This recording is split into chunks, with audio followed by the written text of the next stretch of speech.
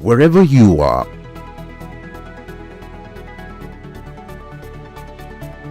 whatever you do,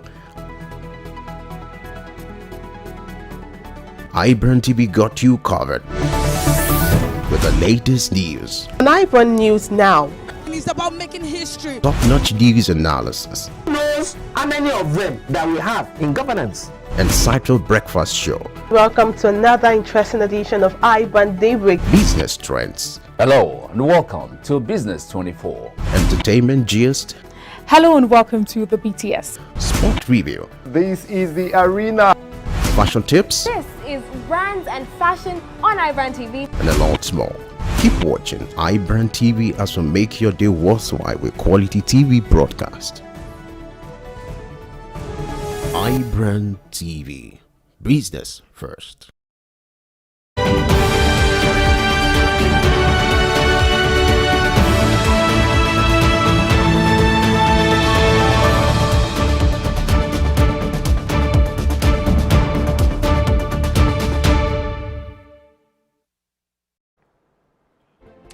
Hello, welcome. This is Business Breakfast, broadcasting live from our studios here in Lagos, the nation's commercial capital. I am Frank Omalape.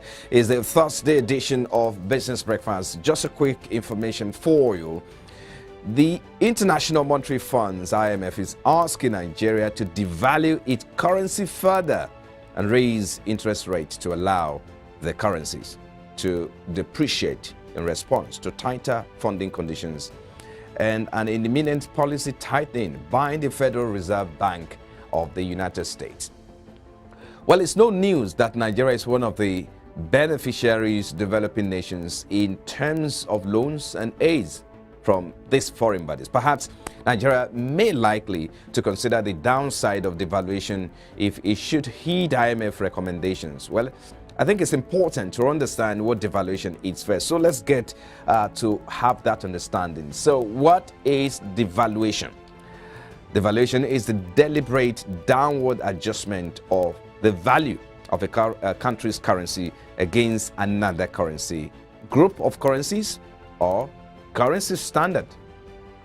Well, Nigeria is among countries that have a fixed exchange rate that use this monetary policy too. There are those who are suggesting that instead of the country devaluing its currency, according to IMF recommendations, it's rather, applying the opposite, that is revaluation instead. Well, here are key takeaways in devaluation. First, if you devalue the naira, it increases the exchange rate. Also, it will increase the price of imports and ultimately may lead to higher inflation, or what you call GDP. Of course, there are positive sides to devaluation as well, which is about export and can help shrink trade deficit.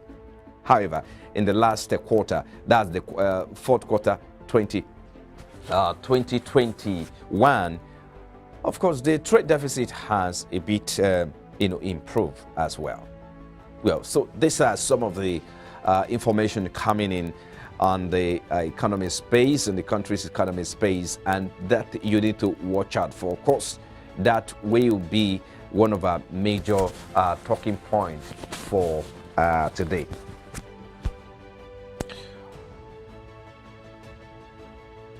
All right, you're still watching Business Breakfast coming to you live from our studios here. Here's what's coming up in a moment. The International Monetary Fund advises Nigeria to devalue the naira and raise interest rates in response to tighter funding conditions from the international bodies, especially policy tightening by the Federal Reserve Bank of the United States.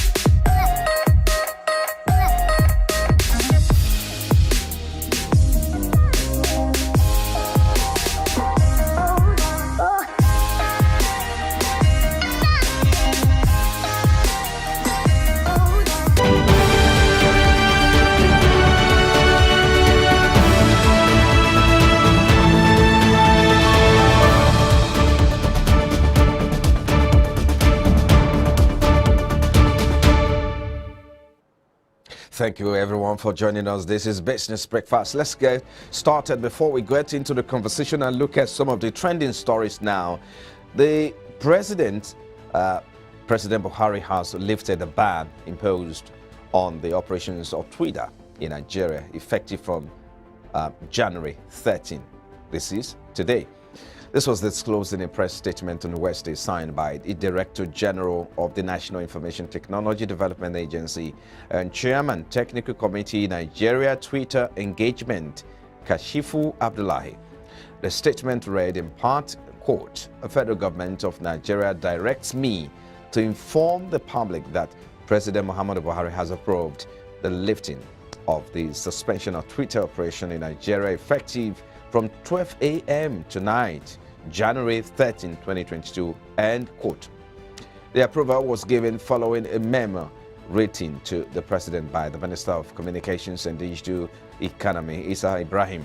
The federal government had suspended Twitter operations in the country on June 5, 2021, about 222 days ago. In a way from there now, the International Monetary Fund, IMF, says cryptocurrencies' high volatility and valuation, as well as their increasing co-movement with equity markets, will soon pose risk to financial stability in countries with widespread crypto adoption. The IMF disclosed this in a blog post titled "Crypto Prices Move More in Sync with Stocks, Posing New Risk" on Tuesday. IMF said in the latest post that crypto assets were no longer on the sidelines of the financial system, adding there was an increasing and sizable co-movement between crypto and equity markets that could cause shock, destabilizing financial markets. It disclosed that the stronger association between crypto and equities was apparent in emerging markets economies, most of which are leading in crypto asset adoption. And of the Nigerian off-grid solar market is among the greatest growing in Africa, increasing at a 22% average annual rate during the past 5 years, according to a study conducted by Bernstein Consulting Group and All On, a Shell-funded impact investment company. The report, however, said the country had underperformed its peers in Africa in penetration of off-grid solar, and had a long way to go before its solar market could be considered robust. It said Nigeria's installed photovoltaic panel per capita amounts to only about 1 watt compared to an average of 8 watts in similar emerging markets, indicating a big opportunity for further growth in the country. And now the federal government is planning to source about 620 billion naira loan from pension funds to support its proposed 7.73 trillion naira investment in transport infrastructure over the next 5 years. Specifically, the government is seeking to obtain the facility to finance transport sector projects between 2021 and 2025, hoping that the over 13 trillion naira pension fund will grow at an average rate of 15% per annum during the period. This were contained in the federal government's National Development Plan 2021 to 2025, which was launched recently.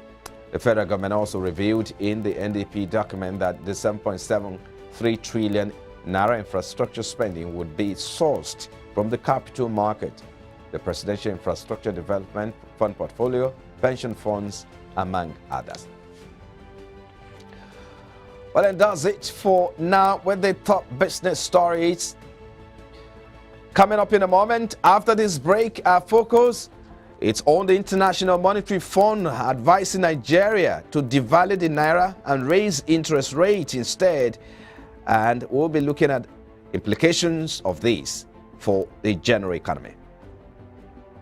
Well, this is Business Breakfast. We'll take a break now. We'll be back in a moment. Stay with us.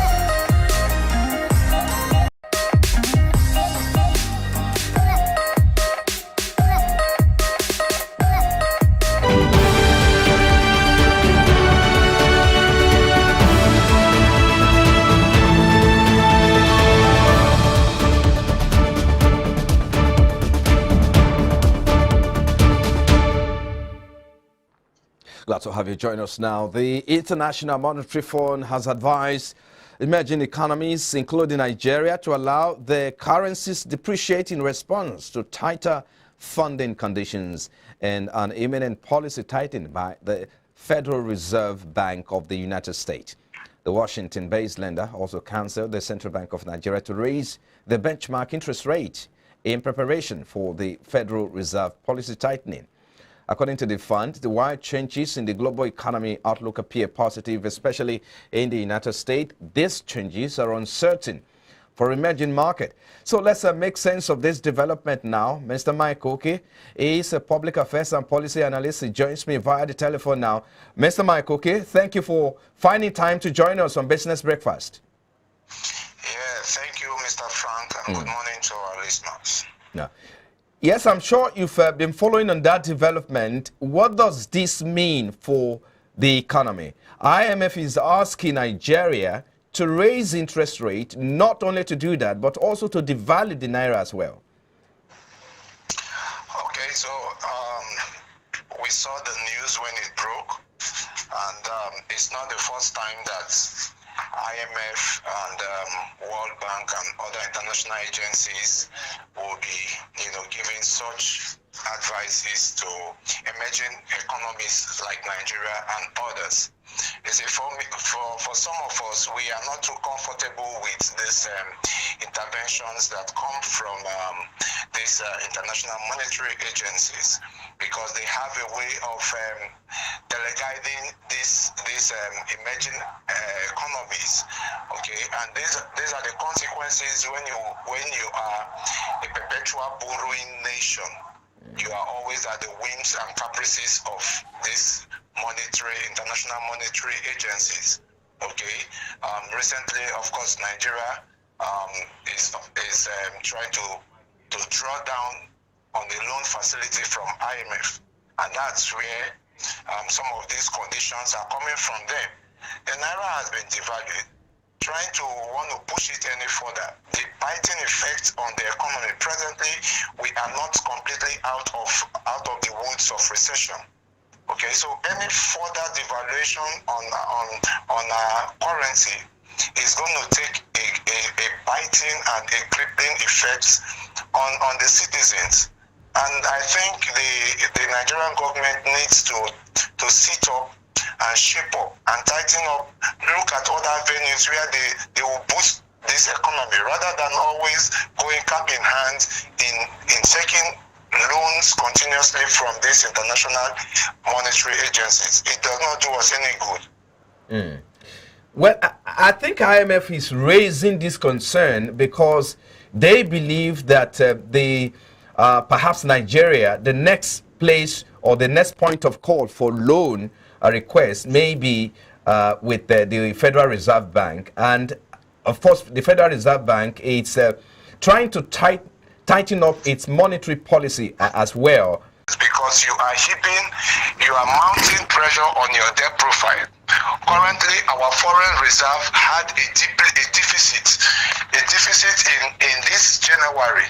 We had a deficit of about 2.5%. We had first week of January, we had a deficit of $24.3 million in this first week. Although towards the end of December, we crossed the $40 billion benchmark. But because of this continuous intervention by CBN trying to stabilize our FX, it has always taken effect on it. So going to borrow or what IMF is saying is giving us conditions to Nigeria. Eventually they may go that way. But I'm saying that they should weigh the options properly before they take that route of going to the Federal Reserve to want to take loan. The devaluation will bring about, of course, a readjustment in the rate of the benchmark rate for foreign exchange, and which, of course, many experts have also suggested that it's time either to leave the naira to float on its own, to find its own level by way of demand and supply. How significant do you think this can help this situation at the moment? Yes, of course. that has been our call all this while. That's the government should allow a free flow of the naira by way of the demand and supply. Let it be the controlling pace for it.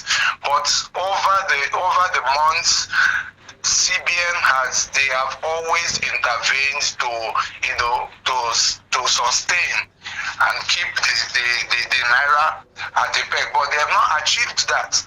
Okay, it keep affecting our foreign reserve, and I don't know why the government, they formed an economic team, and we've not seen the effect of the economic team on the economy itself. There are too many, exchange rates are fluctuating at different corridors, and which ought not to be so. Now, one reason a country may devalue its currency is to combat a trade imbalance. Devaluation, of course, this, according to some thought, it reduces the cost of a country's export, rendering them more competitive in the global market. How would you react to this? Yeah, of course, that's one of the positives. But unfortunately, Nigeria, we are not a producing nation. Okay, assuming if the nation was assuming Nigeria was a producing nation, then we have a competitive edge, which unfortunately we are more of a consuming nation. And so that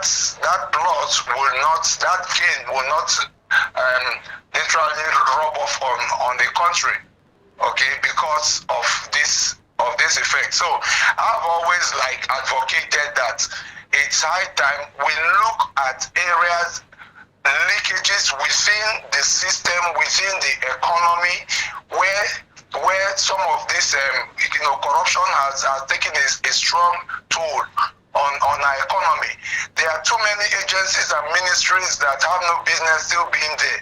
If government begin to streamline some of these things, the Toronto reports that he gave has taken care of too many of these leakages. But we see a government that doesn't have that political will to be able to block some of these hemorrhages on the economy. And if it is being done, we will not have so much need to be running out, to be seeking for financial support and loans externally. Let's look more further on the positive side of this devaluation that IMF has recommended for the country as well. Well, the devaluation, of course, will increase the cost of import, as it were, and which we all know that. But again, it will encourage cheap export. And you have also talked about the fact that we need to export more. If this happens, don't you think it will make a difference? So let's look at the difference, how significant this difference will make in terms of our export capacity. Okay, so by the World Bank prediction, they have predicted that our economy might take a 2.5% upward growth by reason of the increase of price in crude oil that is being projected, which unfortunately our economy is a mono economy, completely dependent on crude oil, which is having an adverse effect, which is not good in any case, because the government by now is supposed to be diversifying the economy by reason of macroeconomic policies. Okay, so for our exports, yes, if we have Nigerian Export Promotion Council, I think that council is responsible for exports of our things, but we have not been seeing so much. The government has not really put its feet down. There are funds that they do push around, but it's high time they look inwards. Nigeria is blessed with abundant resources, especially in agriculture. Agriculture is about the next big thing, the next way to go. And if the government will harness the opportunities within the sector, it will also boost the economy. It will increase Hello, Mr. Cookie. I think we lost connection with Mr. Cookie there. Yes, if we can bring him back to talk about this again, we'll do that. But in the meantime, we'll take a break now. And after the break, our focus is on the 2022 budget on the power sector. And that's our talking point next when we come back from this break. How much of the allocation to the power sector, how much difference or impact has it created in that sector? That's our next talking point. Please stay with us.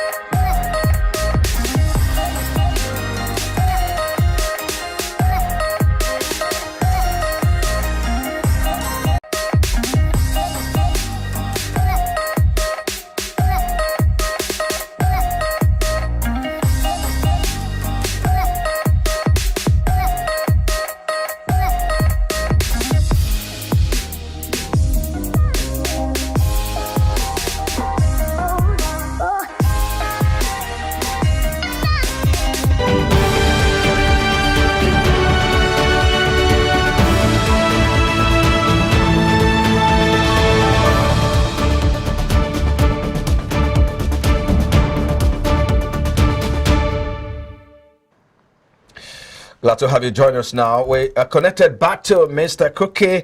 It's here now. Thank you for your time. Earlier, before we lost connection with you, you were talking about some of the things that we need to look at with regards to export to our crude oil. I think we need to get started from that point of thought. Yes. I was saying that it's high time the government begin to look inward. The nation is blessed with abundant resources, and with more emphasis on the agri sector. There's virtually no state in this country that doesn't have an agricultural resource. Okay, and I know that the Nigerian Export Promotion Council is the body that is charged with exporting of our agricultural produce, but we have not seen the effect of that body so far. Okay, government should really look away from this mono economy of crude oil dependent economy. There are predictions that in the next 20 to 30 years, crude oil will no longer be the in thing. Other emerging economies around the world, they are already diversifying. And Nigeria is blessed with agricultural deposits. So I am urging and encouraging the government to be able to come up with measures where every state will be able to export its agricultural produce. Our cocoa is one of the best around the world. Our sesame seeds is in high demand, but we need the government that has the political will to be able to drive it. Agriculture is a foreign booster. Anytime, any day, you can't get it wrong. Let's talk about the World Bank has reviewed the Nigeria's GDP in 2020 for 2022 downwards to 2.5% from earlier 2.8 or 9% projected. Now we have some key economic policies that the federal government will capture in terms of implementation this year. You have the subsidy removal. You have the those calling for naira or exchange rate flotation. You have those the finance bill is there. So let's look at the fiscal between the fiscal policy of the government and the monetary policy of the government. What are some of the things we need to reconcile in terms of harmony, so as to have expected growth that we desire this year? Look, my brother Frank, it's not the first time that we have been hearing this government, come up, having more of a talk shop around these policies. What Nigerians need is implementation of these policies, something that is sustainable, that is stable. Removal of subsidy, it has been neither here nor there. Okay, today we are hearing they are removing. The next day we are hearing they will be giving 5,000 naira to over 40 million Nigerians when they remove the sub. So you see that they are for some of us, the inconsistency in the government policies is just much. Okay, so I cannot even be able to vouch for sustainability of some of these monetary policies or the fiscal policies as they are promising that they are going to adjust. What Nigerians want is implementations of those things. Okay, yes. Let's try to wrap up now. Your outlook for the Nigeria economy in 2022. Of course, the CBN with the Monetary Policy Committee are expected to meet before the end of this month, the first time in 2022. What are your expectations into the year? Well, as a Nigerian now, I will only hope and pray and encourage all Nigerians to be optimistic. Okay, to be optimistic that this year the government will be able to take the right policies, take the right decisions, okay, in the overall interest of the economy. I can't be able to predict what the outcome of their meeting that they intend to have towards the end of this month, what is going to be. We will only wait with bated breath to see what the outcome. Because a lot of people, just a moment, I mean, other analysts are saying that the CBN and its member Monetary Policy Committee may review the interest rate, and that could be the decider for other economic activities this year. Yes, there are possibilities that the interest rates might be reviewed. There are high possibilities that it might be reviewed, but until then, let's keep fingers crossed and see how it goes. But for some of us, we are strong advocates for governments to have the political will to implement some of these policies, positive policies that analysts and policies advisors have advised this government or given this government in time past. We have enough policies that are on ground, but the political will to be able to do these things is what is the missing gap, my brother. So until the government be able to find their foot around it, we might still just be going around these circles. Well, I think we need to leave it there. Thank you so much, Mike Cookie, Public Affairs and Policy Analyst. We appreciate your time on the program. Thank you for having me, and have a great day ahead. Yes, sir. Well, next up is our focus will be on the power sector. And when we return from this break, that's what will be our talking point. We'll be back in a moment. This is Business Breakfast.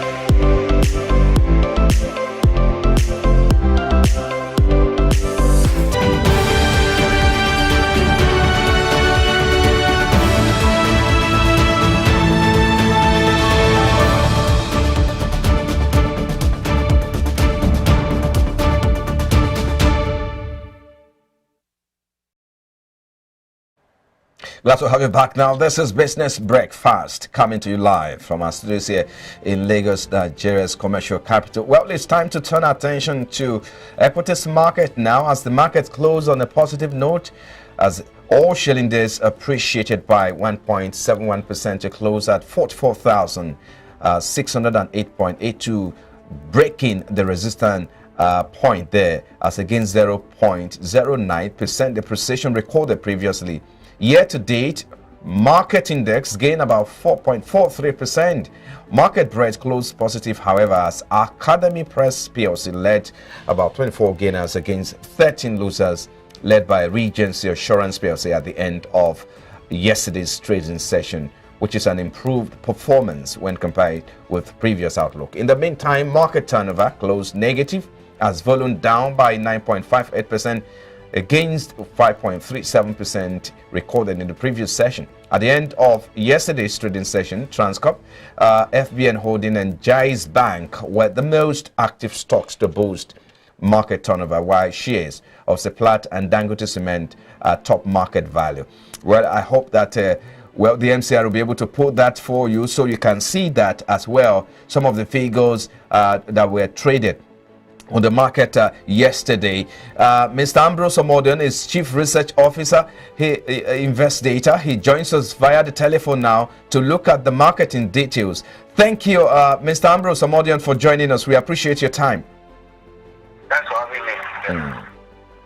Well, let's look at the market yesterday. Investors gain about over 400 billion naira at the end of trading session. What would you say was the reason, or what's the factor that drove the index upward by 1.73% or 1.71% rather? Yeah, actually, as you just said, if you look at the market performance year to date, I will tell you that yesterday was the highest performance so far, from the opening day to this moment, so yesterday, sorry, and that is that investors are really taking advantage of the expected earnings.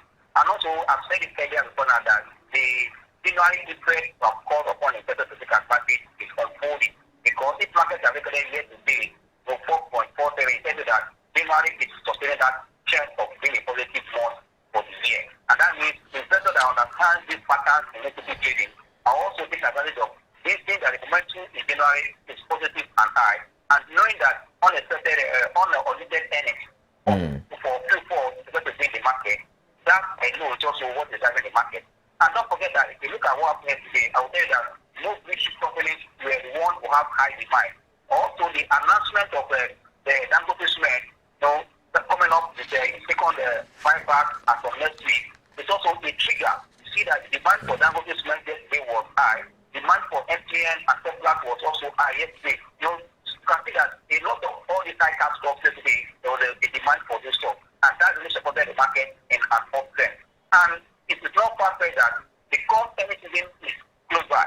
I told you earlier that this first quarter of 2022, we still were expecting most of the companies that had the number at their end.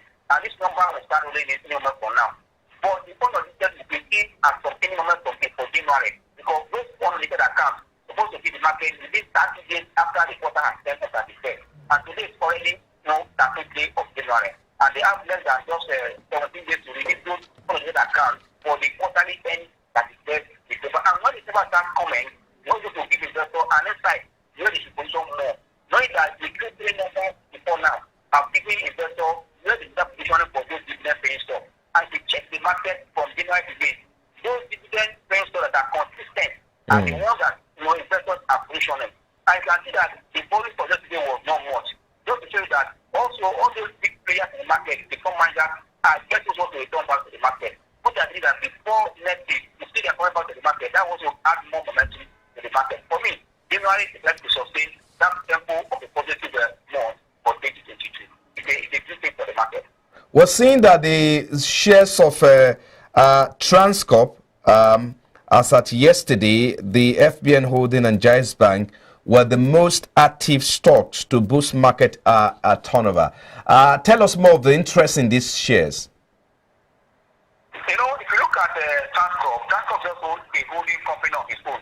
Because even though it's not listed among holding companies, if you look at the structure of Transcorp Transport has the holding company that has its own hotel business separately, has agricultural business separately. I think it has the power, business separately. All these coming together has made this company in terms of protecting a stable company. But because this company does not have cash to play around, the price that remains below 1 naira. Don't forget that this company called Transport has rallied as high as 7 naira 5 years ago before coming to this level, and anytime we touch 1 naira goes down. But with the expectation of the numbers for 2 years, people already taking position, knowing that this company has really generated power and moved to the national grid. At the same time, hotel business also is gradually bouncing back, and agriculture has been the core of business that has supported the economic growth for 2021. For that, we are saying that we expect a better number from Transport. Design investors are already taking advantage of that expected result. The position is Transport. Yes, the dividend payers is low and not encouraging, but the numbers in that company are strong. But I know that once the transaction of Transport starts becoming cash, because they're generating light or power to national grid, they are not getting cash, but they are making money. But if this money becomes cash for them, that company will go places, and that's why the investors that said earlier are not positioning in stock. That is for Transport. If you look at the bank, that's what I think the low capital. Yeah, I'm right. Into today's trading. So give us your outlook for the rest of the week, the day and the rest of the week. What sentiment is likely to play more or in terms of dominating the market for the rest of the week? Right. For today, I see a market, a mixed market, because you look at what happened in the market yesterday, there's already profit taking in one book, which I know that profit taking also will be sustained, and other items that are valued differently and they didn't pay off. That profit taking is going down some movement this week. But as from next week, when the numbers are hitting the market, actual number will be paid because that's why I said earlier this week that it was just a mixed performance for the week. From beginning now, no talk that tomorrow, we're going to expect a mixed market because the buyers and the sellers will determine where the market is going. So if we have more buyers, market will go in the up direction, while more sellers will like to see the number. They said that after market have rallied for almost 7 straight days, profit taking is bound to have more movement. And that's why I said that this week should be a mixed market for the week, then for the rest of the for the day. Because investors are bound to take profit from the market. And it's also part of the market in the world. Knowing you have made money, you have to take money out of the market. That's why when you see stock going down because of profit taking, it's not time for you to panic. But when the stock are going down for another reason, that is where you can think of part because the profit taking activity, going to panic is part and parcel of the market anywhere. And I said that will happen between now and Friday. But from proper week, by God's grace, we expect that when we start doing the real actual numbers, that will also support the market to go up. But January is likely to close positive, as said earlier.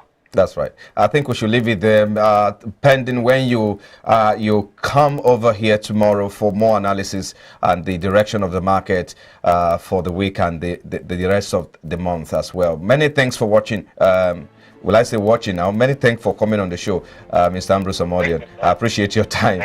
All right. Okay. That's Ambrose Omodian, Chief Research Officer, Invest Data Consulting Limited. Okay. Well, yeah. Yeah, have a good day. Well, I think we need to wrap it up here now. We'll bring you, for those of us who are expecting us to talk about the budget on the power sector in the 2022. Of course, we'll look at that in details when we come here tomorrow. Many thanks for watching. From all of us here, it's goodbye.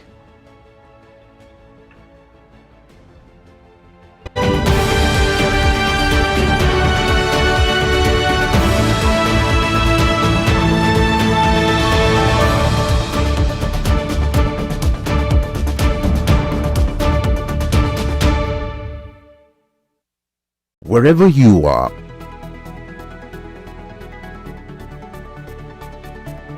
whatever you do,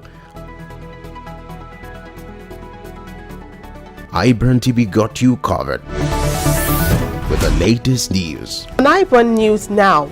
It's about making history. Top-notch news analysis. Who knows how many of them that we have in governance? Insightful breakfast show. Welcome to another interesting edition of iBrand Daybreak. Business trends. Hello and welcome to Business 24. Entertainment gist.